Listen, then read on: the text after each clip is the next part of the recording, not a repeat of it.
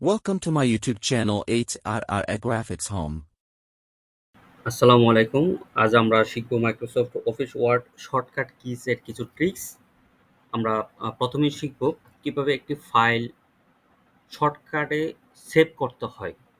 অর্থাৎ আমরা এখানে ফাইলে ক্লিক করে সেভ করব না। আমরা ফাইলে ক্লিক না করে কিবোর্ডের মাধ্যমে সেভ করব। তার জন্য আমাকে প্রথমেই প্রেস করতে হবে Ctrl+S, কিবোর্ড থেকে Ctrl+S প্রেস করব। Ctrl+S প্রেস করা হলে তাহলে এখানে একটা উইন্ডো চলে আসবে সেভের অপশন। তাহলে আমরা এখানে ফাইলটির নাম যেভাবে দিতে চাই ওভাবে দিয়ে আমরা এখানে সেভে ক্লিক করলে অথবা শর্টকাট আপনি ইন্টারে ক্লিক করলেও ফাইলটি সেভ হয়ে যাবে। এখানে দেখেন আপনার নামটি চেঞ্জ হয়ে চলে আসছে। ফাইলের নামটি পূর্বে এখানে ছিল document1। এখন আমরা আরেকটি শর্টকাট ট্রিক্স শিখব। সেটা হচ্ছে কিভাবে একটি ফাইল সেভ এস করতে হয়।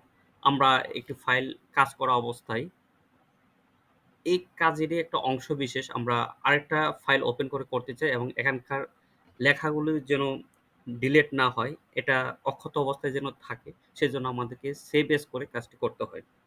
সেজন্য আমরা শর্টকাট কি হিসেবে যেভাবে কাজটা করব সেভ এস করার জন্য, এটা হচ্ছে Alt+F, আবার প্রেস করব Alt+F, তারপর আবার প্রেস করব Alt+A। তাহলে আমাকে সেভ এজ এর অপশনটি নিয়ে আসবে। এখানে দেখতে পাচ্ছেন সেভ এজ টাইপ, এই উইন্ডোটি নিয়ে আসছে।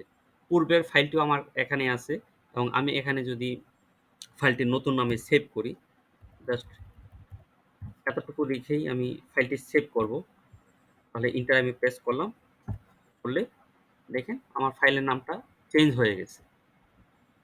এখন পূর্বের যে ফাইলটি ছিল এটার সাথে এটা কম্পেয়ার করলে এখানে দেখা যাবে, আমি জাস্ট লাস্টের দুইটি লাইন মুছে দিচ্ছি এবং Ctrl+S প্রেস করে সেভ করে নিলাম আবার পুনরায়।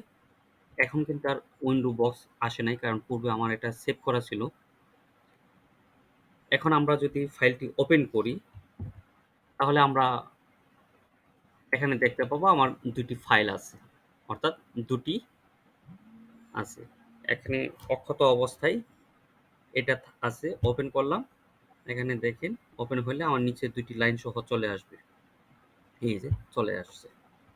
ধন্যবাদ ভিডিওটি দেখার